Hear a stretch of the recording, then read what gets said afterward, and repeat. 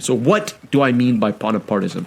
I mean, first of all, the praise and extolling of individual greatness in the form of a single champion, a man of power who can rally peoples of all different predilections, no matter where they're from, whether they're from the left, whether they're from the right.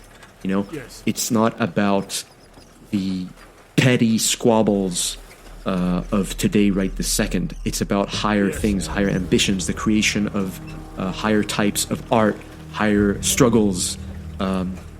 So naturally, I think that these things tend to come from the right, but in a way, they also must struggle against the right. So if you look at Napoleon on 13th Vendémiaire, when he was tasked with quelling the royalist uprising that was coming onto Paris, he had the power to single-handedly hand Paris to the royalists if he wished.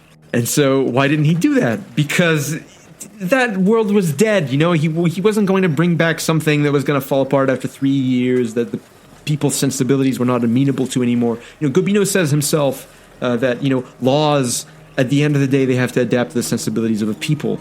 And so what did Napoleon do? He recreated France.